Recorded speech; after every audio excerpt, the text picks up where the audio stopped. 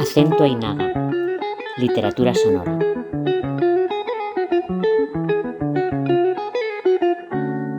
Arrivederci, relato de Rosa Navarro Romero. Un muro de hormigón, hilvanado de grietas y malas hierbas, separaba los patios de nuestras casas. En el mío, más pequeño y artificial, las losetas que formaban filigranas intentaban, sin mucho éxito, tapar el musgo que asomaba entre las baldosas. El de Valeria, desmedido y salvaje, era como una jungla caótica, poblada de gallinas y conejos, un gallo, varios gatos, sillas sin patas, ruedas oxidadas y materiales de construcción.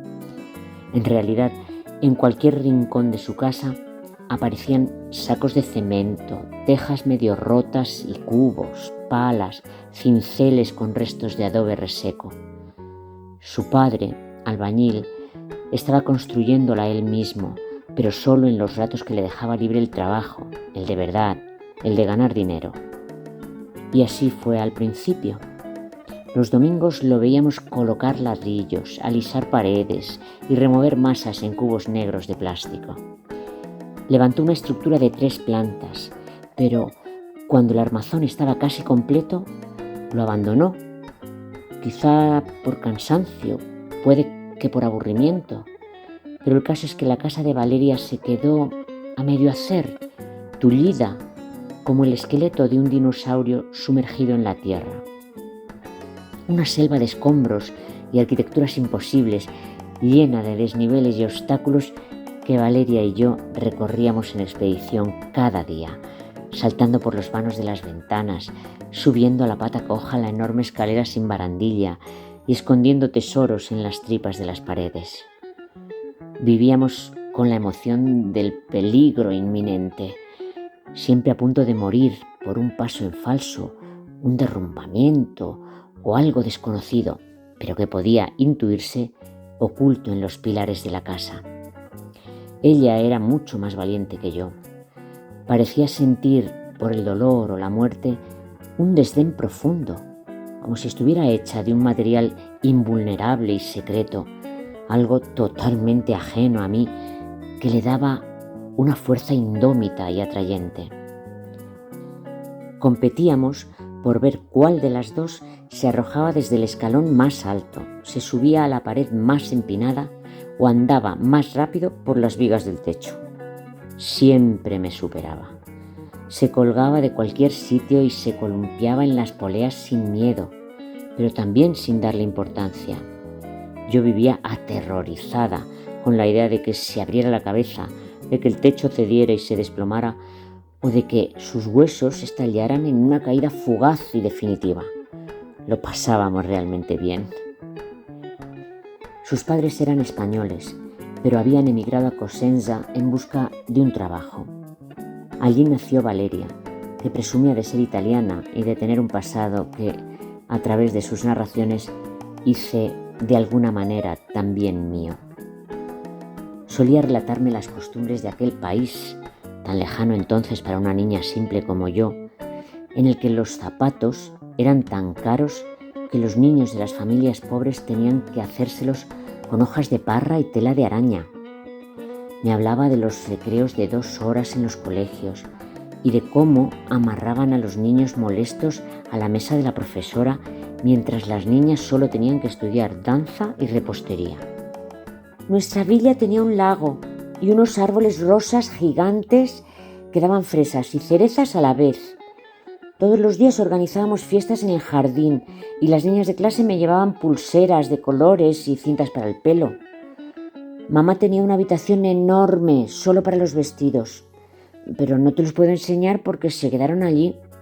No nos cabían todas nuestras cosas en las maletas y además pesaban mucho. ¿Y por qué volvisteis? Eso nunca me lo dijo, pero tampoco me interesaba demasiado.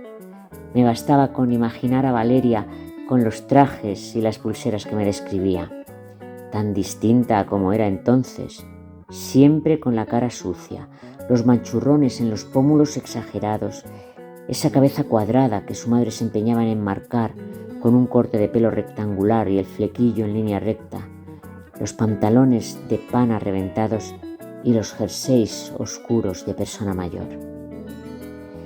Tenía tantas muñecas que me cansé de jugar con ellas y las regalé en el colegio. Por eso ya no tengo, no me interesan. Prefería pintarme y arreglarme, ponerme guapa como mamá, que siempre parecía una princesa, y echarme colonia cara. Eso se llama perfume, ¿sabes? Teníamos una fuente de la que salían muchos, con olor a chocolate y a rosas. Aquí no los hay iguales, todo apesta, señora mayor. Pero no le hacían falta perfumes. El olor de la casa de Valeria, el olor de todos los miembros de la familia, era una mezcla de corral y sopa de ajo, algo húmedo y caliente, un tufo hervido que hinchaba las aletillas de la nariz de los demás.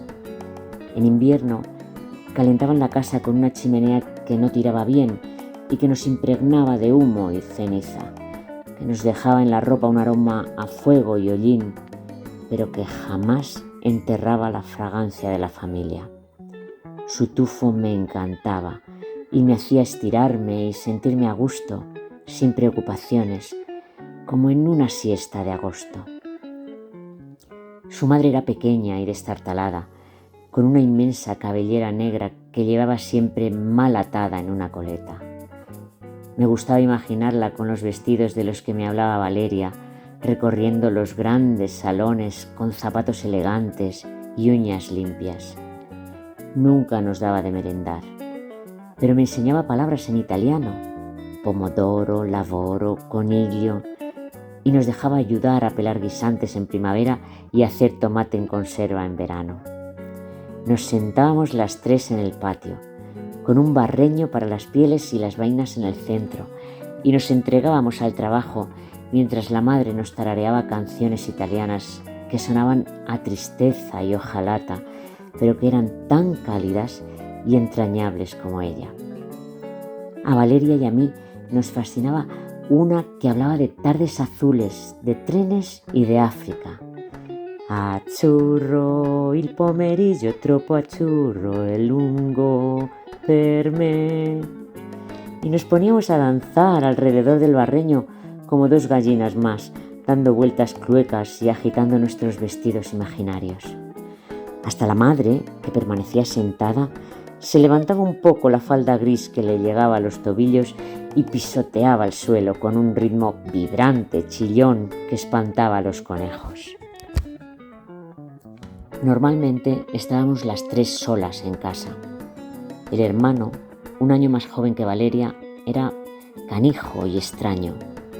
Solía acompañar al padre todo el día, sobre todo en vacaciones. También tenía la cabeza cuadrada, la cara churretosa y era malo como el diablo. Disfrutaba pellizcándonos los brazos y lanzándonos a los ojos las pipas que comía sin descanso. En alguna ocasión lo descubrí espiándonos desde la escalera o subido a las vigas, petrificado como una gárgola y centrifugando cáscaras con la lengua. Si le hacía notar que lo había visto, nos las escupía y desaparecía con una agilidad pasmosa, más animal que humana. «Es una rata, no le hagas caso», me decía Valeria. «En Cosenza lo teníamos en una jaula, pero se le quedó pequeña». Es verdad que tenía ojos de rata, pero una vez me miró con admiración. Fue la tarde en que Valeria me retó a saltar desde el primer descansillo de la escalera. Le dije que estaba demasiado alto, que nos romperíamos las piernas, las costillas, los huesos de la cara, que el cerebro se nos saldría espachurrado por las orejas y perderíamos la memoria, pero no me hizo caso. Subió los peldaños con una seguridad prodigiosa, se plantó en el descansillo y me miró con soberbia. Yo gritaba que parase, que no hiciera locuras, que se iba a matar. No me escuchaba. Estiró los brazos, alas sucias, rígidas, desplumadas, y se lanzó al vacío con los ojos bien abiertos, mirando al infinito. Fue precioso. «¿Ves? Eres una tonta. No me ha pasado nada». Se levantó con calma, se tocó todas las partes del cuerpo y levantó las cejas. «Nada de nada. Venga, ahora tú». Lo dijo de tal manera, con tanta suficiencia, que simplemente seguí sus órdenes. Subí los escalones despacio, intentando pensar alguna excusa y al mismo tiempo reunir el valor suficiente para hacerlo. Noté sus pupilas negruzcas en todo momento, juzgando mi entereza, excitadas, conscientes de su superioridad. Llegué al descansillo y me coloqué para el salto, apretando los puños con todas mis fuerzas. Estaba dispuesta a hacerlo, pero mi cuerpo no respondía. Quería saltar, lo deseaba, pero era incapaz de realizar ningún movimiento. Fue entonces cuando vi que el hermano, apostado en una viga como un murciélago, me observaba con ojos humanos, con ojos de fascinación. No sé cuánto tiempo permanecí así, mirando al suelo, estática, horrorizada. Seguramente aún hoy seguiría allí, como una estatua ridícula, si no fuera porque Valeria se acercó alargando las manos y gritando: «¡Vamos, que no es nada! ¡Puedes hacerlo! ¡Y yo estoy aquí abajo para cogerte!». Desplegó las alas y me las ofreció. «No tengas miedo, estoy aquí para salvarte». No puedo decir si fueron sus alas abiertas, la entereza de su voz o la esperanza en la forma de mirarme, pero lo hice. Me lancé a ella, no al vacío, con una intrepidez hasta entonces desconocida para mí. Tampoco recuerdo si me dolió, pero sí puedo evocar el olor de Valeria, sujetándome entre sus brazos, y el sabor de la sangre en mi boca, crujiente por los trozos de dientes partidos. Ese día volví a casa con las rodillas destrozadas, cardenales de distintos colores y los incisivos fracturados. Estaba segura de que había sido el mejor día de mi vida. Nuestros juegos no eran siempre tan peligrosos. A veces solo consistían en fastidiar al hermano o saltar a la comba, sin parar nunca jamás de los jamases. Yo solía marcharme antes de que el padre regresara. Era alto como la fachada de un castillo y su cabeza era un cubo rematado de pelos marrones y robustos. Tenía algo insólito, una fuerza que me atraía y me producía rechazo al mismo tiempo. Siempre fue agradable conmigo, pero me acariciaba la cabeza con unas manos callosas y dilatadas que me intimidaban. Me parecía una amenaza atractiva a la que, por alguna razón, una no podía resistirse ni decir que no. Su presencia desprendía un vaho que incomodaba y que hacía estar alerta. Cuando estaba en la casa, la madre no cantaba y nosotras hablábamos en voz baja. Nadie nos lo imponía, pero era algo que, al menos yo, intuía que debíamos hacer. Por eso, cuando perdió el trabajo y empezó a estar presente a todas horas, Valeria y yo buscamos otro lugar para entretenernos. Encontramos un solar deshabitado en el que había montones de piedras y basura con la que edificamos una casa propia, un espacio que solo nos pertenecía a nosotras. Valeria decidió que la casa estaba en Michisi, una aldea italiana que tiene mar. Así que pasamos ese verano en la costa, comiendo helados y bebiendo martinis en vasos de aire que sujetábamos con una elegancia estrafalaria. Dejamos de jugarnos la vida y optamos por tomar el sol y hacer pequeños cruceros en un barco que construimos con una tabla y bolsas de papel. Le pusimos una bandera en la que escribimos con letras enormes, rojas y azules: Nave Pomodoro. Salíamos a navegar todos los días y visitamos lugares como Grecia, Cádiz y Nueva Escocia. Entonces competíamos por inventar la gastronomía más inverosímil: tortilla con chicle de menta, fettuccini con salsa de girasoles, y las costumbres más absurdas, como el saludo de los noruegos, que consistía en una voltereta hacia atrás y un parpadeo frenético. Fue un lunes. Lo recuerdo porque yo había estado el fin de semana fuera, visitando a la abuela, y me moría de ganas de volver a Michisi y contarle a Valeria lo que me había aburrido sin ella. Pero ese día no apareció. Esperé hasta el anochecer y llegué a la conclusión de que quizá no sabía que ya había vuelto. El martes aguardé de nuevo, esta vez subida en pomodoro, agarrada al mástil hecho con un palo de escoba y ya algo molesta y nerviosa por la ausencia de mi amiga. No aguanté mucho. La soledad y el desconcierto empezaron a quemarme tanto como las llamas del sol, así que decidí ir a buscarla a su casa. Llamé varias veces, pero no obtuve respuesta.